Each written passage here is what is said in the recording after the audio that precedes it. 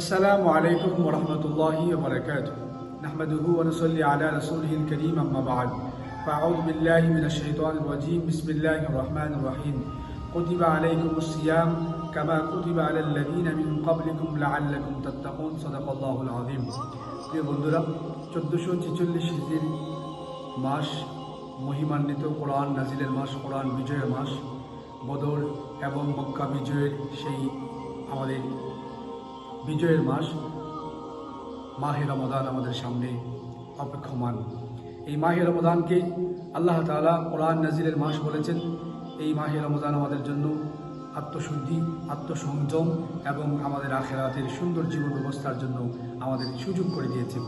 রমাদানের যে প্রস্তুতি, এর মধ্যে অন্যতম প্রস্তুতি হচ্ছে রমাদানের শুরুতে আমাদের শারীরিক এবং মানসিকভাবে আমরা আল্লাহ তাআলার উপর পরিপূর্ণভাবে আনুগত্যের সাথে নিজেকে সঁপে দেওয়া। প্রথমত রমজানের চাঁদ দেখার আমল আমরা করতে পারি, হারিয়ে যাওয়া সুন্নাহ। আল্লাহুম্মা আহিল্লাহু আলাইনা বিল ইউমনি ওয়াল ঈমানি ওয়াস সালামাতি ওয়াল ইসলামি ওয়াত তাওফীকি লিমা তুহিব্বু ওয়া তারদা রাব্বি ওয়া রাব্বুকাল্লাহ। এই সুন্নাহ সম্মত আমরা শাবানের চাঁদ গণনা করে রমজানের প্রস্তুতি নিতে পারি।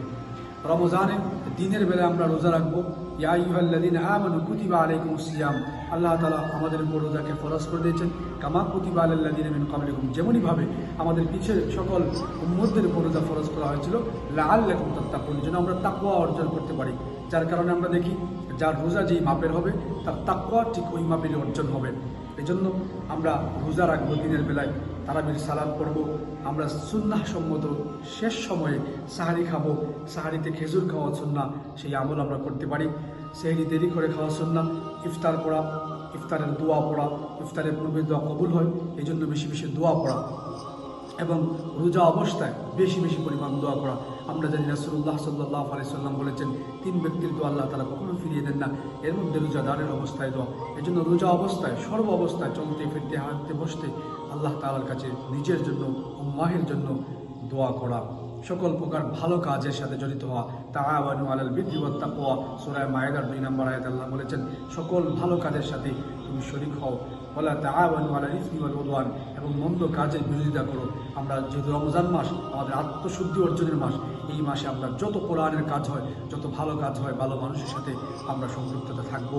আমরা আল্লাহর কাছে গুনাহ মাফ চাইবো, আমরা মেসওয়াকের উপর আমল করব, সাধ্য যাদের আছে উমরা করব। তাহাজ্জুদের সালাতের সর্বোচ্চ সুন্দর সুযোগ রয়েছে রমাদানে। এই জন্য 2 রাকাত সালাত হলো, আমরা নিয়মিত তাহাজ্জুদের সালাত আদায় করব ইনশাআল্লাহ। সর্বশেষ শেষ দশকে ইতিকাফ, যেই ফজিলত অপরিসীম, এই ইতিকাফের আমল আমরা করতে পারি। আল্লাহ তাআলা আমাদের সবাইকে তৌফিক দান করুন। সবে কদর আমাদের সামনে থাকবে, এই সবে কদরের উপর আমরা আমল করতে পারি। আল্লাহুম্মা ইন্নাকা আফুউন তুহিব্বুল আফওয়া ফাআফু আন্নী, এই দোয়া আল্লাহর নবী শিক্ষা দিয়েছিলেন। প্রিয় বন্ধুরা আমার, আমরা রমজান মাসে সর্বশেষ আমরা যেভাবে প্রস্তুতি নিতে পারি, আমরা তাওবার মতো প্রস্তুতি নিতে পারি। আমরা রমজানের ফজিলত, রমজানের কোন কাজ করলে আমার জন্য উপকার হবে, কোনভাবে রুটিন চললে আমার রমজান উপকারী হবে, আমার বাহিরের কাজও ঠিক থাকবে, ওইভাবে আমরা পরিকল্পনা সাজাবো এবং মানুষের সাথে ভালো আচরণ করব। হাতের গুনাহ, চোখের গুনাহ, জবানের গুনাহ, চিন্তার গুনাহ থেকে আমরা বেঁচে থাকবো। এবং রমজানের কিছু সময় আমি কোরআন শিক্ষা দেওয়ার জন্য, কোরআন শিক্ষা অর্জন করার জন্য ব্যয় করবো। তাআল্লামুল কোরআন খায়রুকুম মান তাআল্লামাল কোরআন ওয়া আল্লামা, যে কোরআন শিক্ষে এবং শিক্ষা দেয় সেই সর্বশ্রেষ্ঠ। এবং সর্বশেষ কোরআন যে নাজিল হয়েছে, কিতাব, এটা মানুষের জীবন বিধান। এজন্য এই বিধানকে আমরা বাস্তবায়ন করতে চাই। আমরা যদি ব্যক্তি পরিশুদ্ধ হতে পারি, আমার পরিবার যদি পরিশুদ্ধ হয়ে যায়, আমার বন্ধু যদি পরিশুদ্ধ হয়ে যায়, আমার মসজিদ, মাদ্রাসা, খানকা, সমাজ যদি পরিশুদ্ধ হয়ে যায়, ইনশাআল্লাহ এই কালেমার পতাকায় কোরআনের সংবিধান কায়েম হবে। আসুন বন্ধু, এই রমজান আমাদের আত্মশুদ্ধি এবং আত্মসংযমের পাশাপাশি আমরা কোরআন বিজয়ের জন্য, কোরআনের সমাজ বিনির্মাণের জন্য আমরা একতাবদ্ধ হয়ে দল মত নির্বিশেষে শুধুমাত্র কোরআন সুন্নাহকে সামনে রেখে আমরা পথ চলি আর আলোকিত করি, আলোকিত দেশ আমরা উপহার দিই। আল্লাহ তাআলা আমাদের সবাইকে তৌফিক দান করুন। নাসরুম মিনাল্লাহি ওয়া ফাতহুন করিম। আসসালামু আলাইকুম ওয়া রাহমাতুল্লাহি ওয়া বারাকাতুহু।